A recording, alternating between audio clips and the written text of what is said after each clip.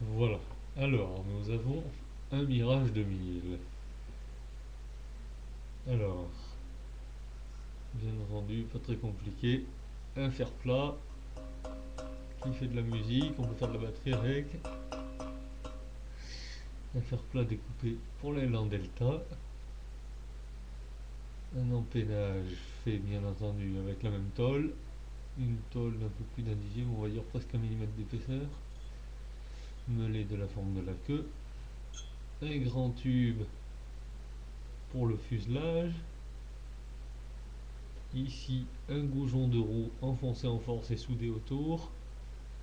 Et meulé en pointe pour faire le museau de l'avion. Alors ici, nous avons une perche de ravitaillement qui n'est pas très bien faite d'ailleurs, elle est un petit peu tordue vers le bas, elle ne devrait pas faire cet angle à 90 degrés, mais je me suis servi de l'embase du clou pour pouvoir faire mon point de soudure sans le faire fondre. Donc une perche. Ensuite, nous avons les bidons.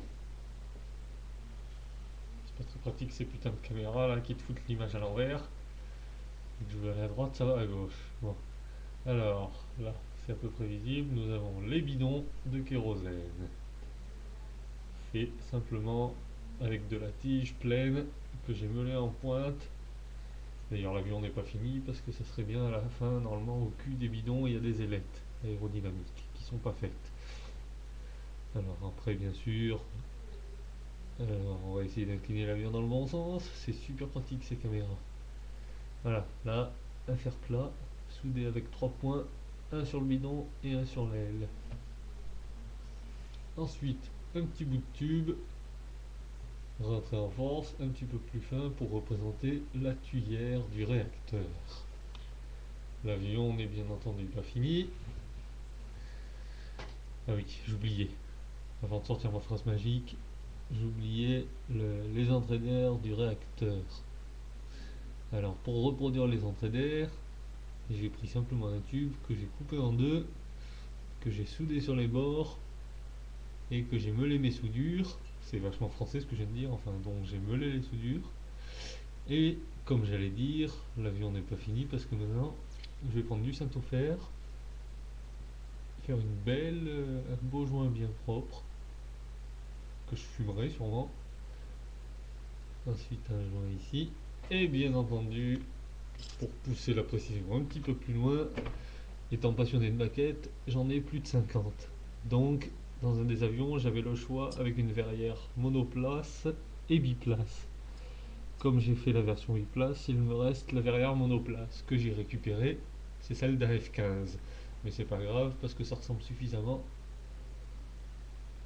Ça donne assez d'impression de réel. Enfin, ça représente assez la verrière. Donc là, ici, au cul de la verrière, je vais rajouter du mastic pour faire le profil du Mirage légèrement plus profilé, puisque normalement un Mirage ça a cette gueule. Là, en voilà un vrai, enfin à l'échelle 1,48.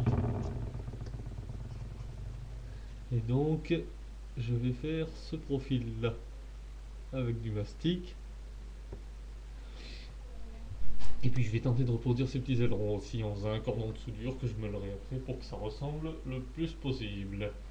Voilà, fin de ma vidéo qui était pas très utile mais marrante.